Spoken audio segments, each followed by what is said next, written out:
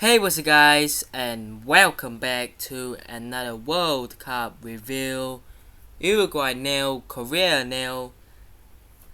Wow, yet another nil-nil draw. How many times have we been complaining about nil-nil draws? Isn't this the fourth World nil-nil draw? I think it is. Um, One shot on target in 98 minutes of football. And honestly, this I really don't think this has been the worst game so far. Uruguay had a couple of chances really.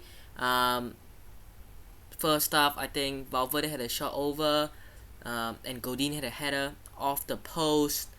And then second half, Valverde in the 89th minute, I think it was, smashing the post. Valverde just loves a long shot, doesn't he? A bit unfortunate it didn't go in, but it's what it is. And Korea had a chance. I think it's Hwang Woo-jo. I think it is. With the miss. I'm sorry if I got him wrong. With the miss. That is the miss of the game, and that should have been a goal for South Korea, and that really should have been it. Should have been a goal.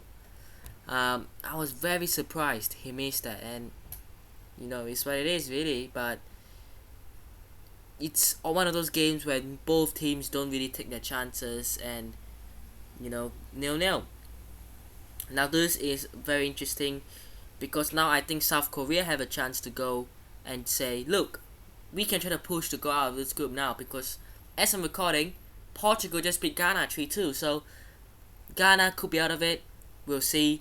But Ghana probably knew they would have lost anyways, even though they played quite well. But go and check that video out later. Portugal Ghana review. But Ghana, might have lost, but they would have been thinking, look, we might have lost to Portugal, but at least Uruguay and South Korea drew. The worst situation for Ghana there was either Uruguay or Korea winning and them not having a single chance in going through. Now I do think Ghana have a chance, but Uruguay will have to step it up. But the next game is against Portugal, who are very strong. But in the last World Cup, Uruguay I think beat Portugal in the round of 16, I think it was. So you never know. But again, like Belgium, it's a bit of the golden oldies really, with a couple of young players. Nunez was alright, Valverde, alright as well. They also have Bentancur in there, but Suarez, Cavani, Godin, they have a couple of young players, but I think the people who they are relying on, like the Suarez, the Cavani's, going forward, are maybe just past it. I'm not trying to say they can't do it, but I just think you're really gonna rely on 37-year-old Suarez. It's a bit hit and miss really. And then Cavani off the bench as well.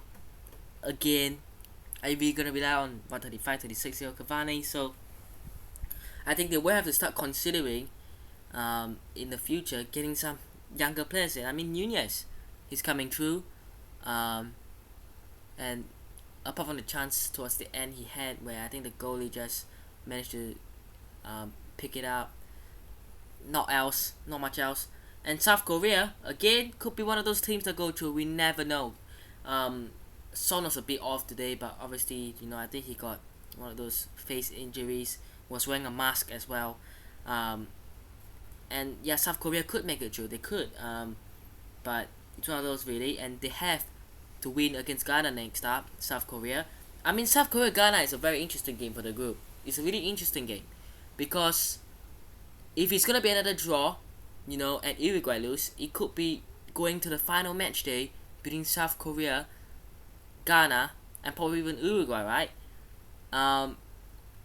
And if either South Korea or Ghana win, I think one of those teams could be back on track again. So it's very, very interesting.